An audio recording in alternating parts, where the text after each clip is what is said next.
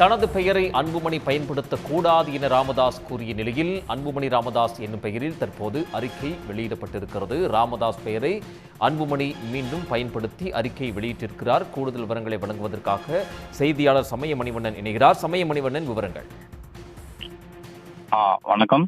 பாமகவில் பாமக நிறுவனர் ராமதாஸ் மற்றும் அன்புமணி பாமக தலைவரான அன்புமணி ராமதாஸ் ஆகியோருக்கு இடையிலான மோதல் போக்கானது தொடர்ந்து நாளுக்கு அதிகரித்துக் கொண்டே வருகிறது. குறிப்பாக நேற்றைய தினம் கும்பகோணத்தில் நடந்த பாமக நிர்வாகிகள் ஆலோசனை கூட்டத்தில் தனது பெயரை யாரும் பயன்படுத்தக்கூடாது என பாமக நிறுவனர் ராமதாஸ் மறைமுகமாக அன்புமணி ராமதாஸுக்கு ஒரு அறிவுறுத்தலை வழங்கியிருந்தார். இதன் தொடர்ச்சியாக இன்றைய தினம் பாமகவின் 37ஆம் ஆண்டில் 37ஆம் ஆண்டு பாமக பயணத்தை தொடங்கும் பொருட்டு பாமக தலைவர் அன்புமணி ராமதாஸ் பாமக தொண்டர்களுக்கு கடிதம் ஒன்றை எழுதியுள்ளார்.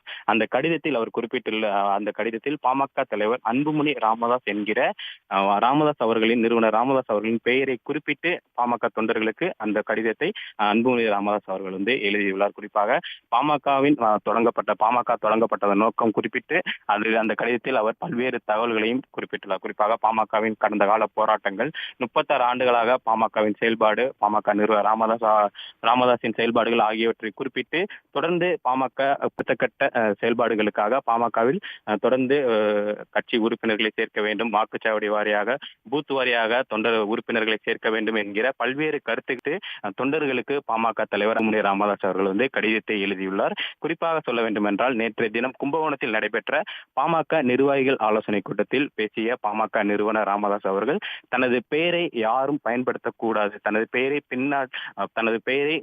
பயன்படுத்தக்கூடாது என்று தெரிவித்திருந்த நிலையில், இனிஷியலாக வேண்டுமானால் தனது பெயரை பயன்படுத்திக் கொள்ளலாம் என தெரிவித்திருந்த நிலையில், இன்றைய தினம் தொண்டர்களுக்கு பாமகவின் 37ஆம் ஆண்டு ஜூலை 16ஆம் தேதியோடு பாமக தனது வரலாற்று 37வது ஆண்டில் அடியெடுத்து வைக்கிறது. இதனைத் தொடர்ந்து இக்கடிதத்தை எழுதியுள்ள அன்புமணி ராமதாஸ் அவர்கள் ராமதாஸ் அவர்கள் தனது பெயரை பயன்படுத்தக்கூடாது என்று தெரிவித்திருந்தும் அன்புமணி ராமதாஸ் என்கிற பெயரில் தொண்டர்களுக்கு கடிதத்தை எழுதியுள்ளார்.